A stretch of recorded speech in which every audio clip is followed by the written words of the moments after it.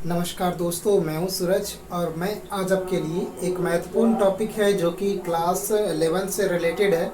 Physics का topic है, वह है प्रत्यास्थता। तो प्रत्यास्थता यानी कि इलास्टिसिटी के बारे में आज हम इस वीडियो के माध्यम से आपको बताने का प्रयास करेंगे। तो देखिए, ये जो प्रत्यास्थता होता है यानी कि इलास्टिसिटी जो होता है वो क्या होता है एक्चुअल में। जैसे कि मान लीजिए कि कोई आपके पास वस्तु है और उसके ऊपर कोई ऐसा फोर्स अप्लाई होता है जिससे कि उसकी जो आकृति है उसमें परिवर्तन आता है, लेकिन जब वो फोर्स हटता है तो वह पुनः उसी आकृति में यदि आ जाता है तो कहा जाता है कि वह वस्तु इलास्टिक है, यानी कि पूर्ण रूप से जो है वो क्या है, प्रत्यास्थता का उसमें गुण है। तो अधिकांश सभी वस्तुओं में प्रत्यास्थता का गुण कुछ ना कुछ पाया जाता है। जिसमें ये कम पाए जाते हैं वो भंगुर हो जाते हैं, उसकी आकृति पुनः उसी स्टेज में नहीं आती जब उसके ऊपर एक फोर्स अप्लाई होता है।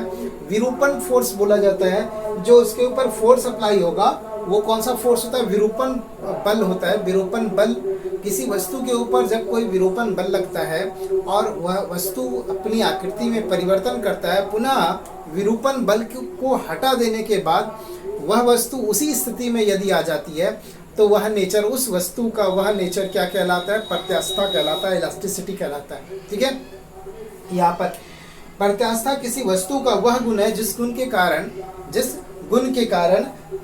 वस्तु पर लगने वाले विरूपक बल को हटा देने पर पुनः वस्तु जो है क्या करता है? पुनः वस्तु उसी शेप यानी उसी आकार में आ जाता है जिस आकार में पहले था। इसे समझने के लिए मैं शॉर्ट वीडियो बनाऊंगा, ये याद रखिएगा।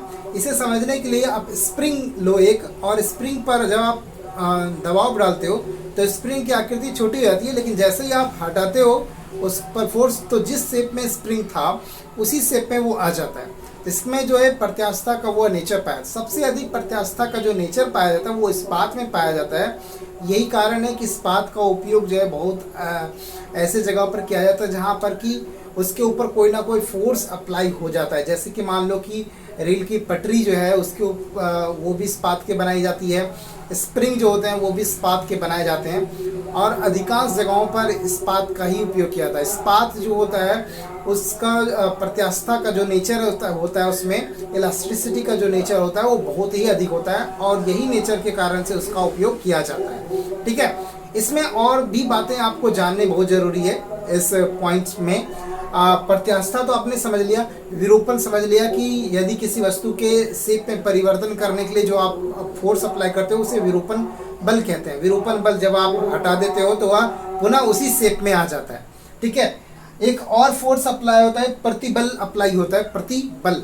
ठीक है, प्रतिबल क्या होता है कि प्रति एकांक क्षेत्रफल पर जैसे कि दाब अप्लाई होता है, उसी तरह के तरीके का ये भी है, लेकिन ये थोड़ा सा उससे क्या है, हट के है कि प्रतिबल प्रति एकांक क्षेत्रफल पर लगने वाला एक बल है जिसे प्रत्यास्थान बल कहते हैं।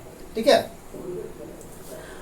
यहाँ पर क्या है कि किसी वस्तु के ऊपर जो है ये एक प्रकार का दबाव भी है जो कि प्रति एकांक क्षेत्रफल पर लगता है। ठीक है, यह भी एक प्रकार का दबाव भी है, दाब जिसको बोल सकते हैं, लेकिन ये थोड़ा सा उससे क्या है, हटके। अब एक आता है विकृति। यदि किसी वस्तु के ऊपर जो है, किसी वस्तु के ऊपर प्रतिबल जो है होता है वो इस प्रकार से, या आरोपित विरूपण बल जो है वो इस प्रकार से अप्लाई हो कि वह वस्तु जो है वो क्या हो जाए, विकृत हो जाए, यानी कि पुनः उस शेप में ना आए। जैसे मान लीजिए कि एक आप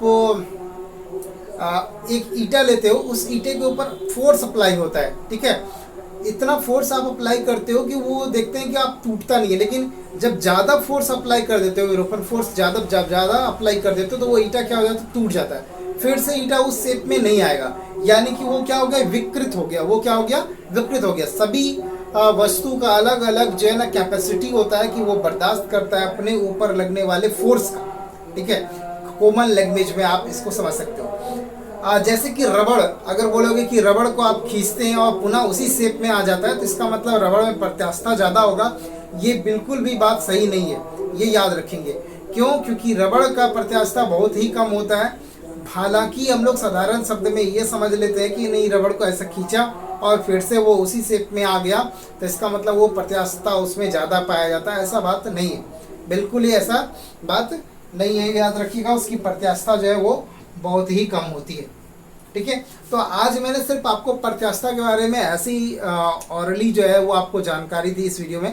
अगर समझ में आया होगा तो आप जरूर लाइक करिएगा कि प्रत्यास्थता आखिरकार होता क्या है। ठीक है, और यदि नहीं समझ में आया तो भी कमेंट करके बता दीजिएगा मुझे इनबॉक्स में, तो मुझे पता चल जाएगा कि आपको और बेहतर तरीके से बहुत सारे एग्जाम्पल्स के साथ मैं आपको समझाने का प्रयास करूँगा। तब तक के लिए जय हिंद, जय भारत।